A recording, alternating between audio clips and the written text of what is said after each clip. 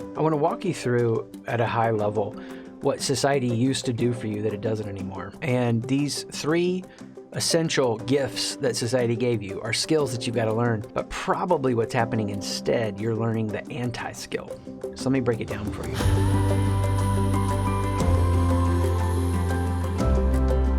Used to, when you were born, you existed in this box of a worldview. This is the worldview you were born into, is the worldview you were given. For most of human history, you didn't leave the relative surroundings that you existed in. So you got a worldview, you got your place in that worldview, like what's your mission, what's your role, and then you got like the hierarchy of relationships and where you fit in that. And so what's happened now for the last 150-ish years is people have been able to find out, oh my gosh, not only is there the box that I grew up in, the worldview, because it's not that the box is bad, it's just the structure that you exist in. There's other boxes and structures, and now that's exponentially increased. So my kids can grow up on devices and see literally millions of combinations, probably infinite combinations of what it means to construct a worldview or a box that you'll live in. And what I want you to think about with me for just a moment is now why we have such a crisis of direction and leadership and purposelessness, because those three things aren't being given to us. We're actually filling the vacuum with some anti-skills. So skill number one, the key is that you want to be the kind of person who can make their own meaning or work on their worldview. And the way society fills this gap in an anti-way, an anti-skill, they just focus on building your self-esteem. So if you feel bad about yourself, then you just need to be encouraged. You need boosted. The problem with that is it never teaches you the subtle nuance that is so transforming of separating who you are from what you do. Because see, performing matters, results matter. If performing and results don't matter, you're never going to grow and learn. If, as you were learning to walk, every time you stumbled, people came around you and said, hey, it's okay. You don't have to try to walk. Just lay there. You never learn to walk. You've got to be able to know who you are apart from what you do. And so this takes me to a word, identity. So in skill number one, the big misunderstanding that happens is around really this concept of identity. Right now, if I use the word identity in our culture at large, people think of it as race, gender, creed, sexuality, any of these markers.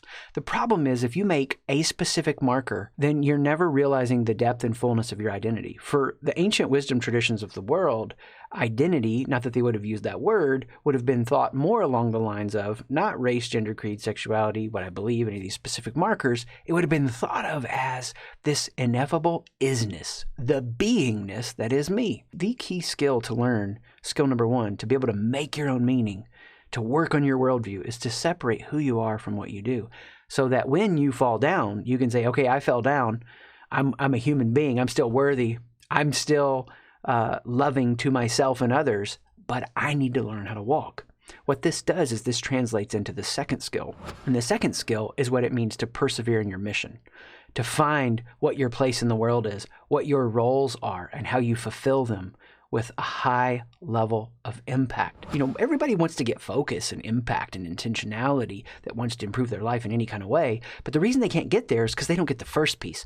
See, the first piece, when you walk through the identity journey, you become unshameable. You know that no matter how much you fail or struggle, you don't have to carry personal shame. You can feel bad about what you've done, but you never have to feel bad about who you are. Once you're unshameable, you become unstoppable in your mission, because then you're not living with a left-brained, focused state that I have to analyze my way into wholeness. You, like Ray Bradbury, who said, thinking isn't living, thinking is the container that holds living. You become the kind of person who knows how to access their inner wisdom and live.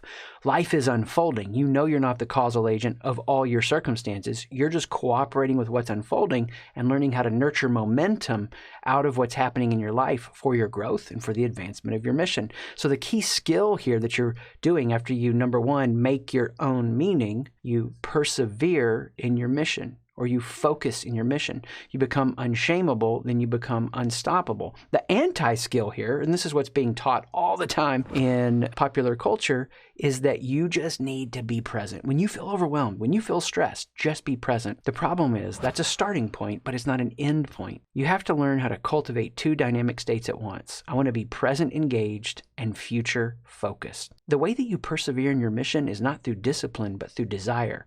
You have to have a vision that captures you more than anything else in your life. Not just a vision of what you want to have in life or what you want to do in life, but who you want to be. That's why it's built on the foundation of identity. So once I'm unshameable, I'm unstoppable, because a vision captures me that no matter the circumstances I face, I keep going.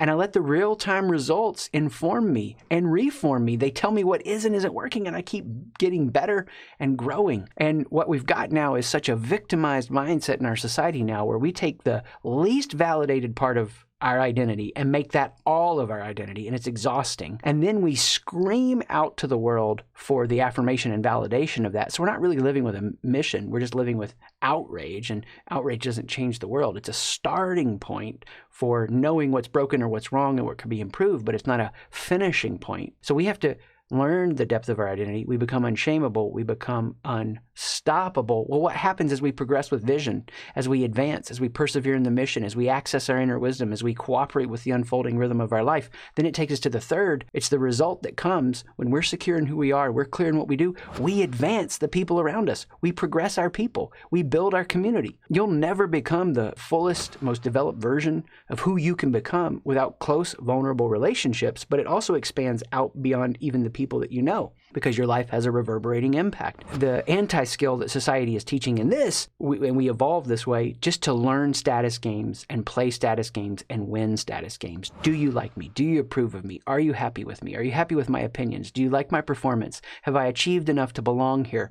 Do you think I've made good decisions? We don't even know that this is the context of our brain that's driving so much of us. And our brain is a narrative machine, and it'll force a false narrative to keep us a victim. And it'll say everybody else is wrong, or we're just stupid and flawed. And all of this keeps us locked in this victim mindset. But when we become unshameable in our identity, we become unstoppable in our mission, we become uncancelable in our community. We grow, we advance. We don't try to win status games, we transcend status games. And society used to just give you your worldview, your place in roles, and the hierarchy of relationships, and you knew what it meant to play along, to get along, and to fit in.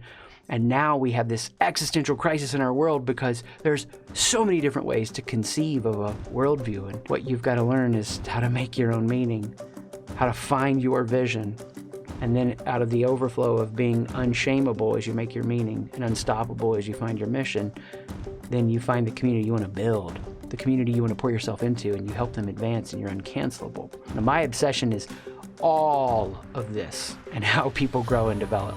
And that's why with SightShift.com, we've focused on a platform of coaching and content and community, and bringing all of that together to help people so that we can give them master guidance on how they can, whatever their worldview, whatever they want it to be, work on their worldview and make their meaning, how they can find their place in the world and move with focus and mission, and how to build their community and pour themselves into others so that they can be unshameable, unstoppable, and uncancelable.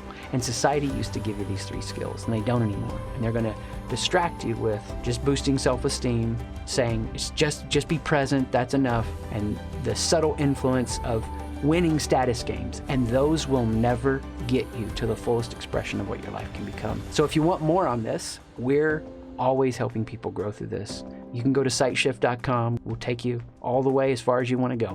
Peace.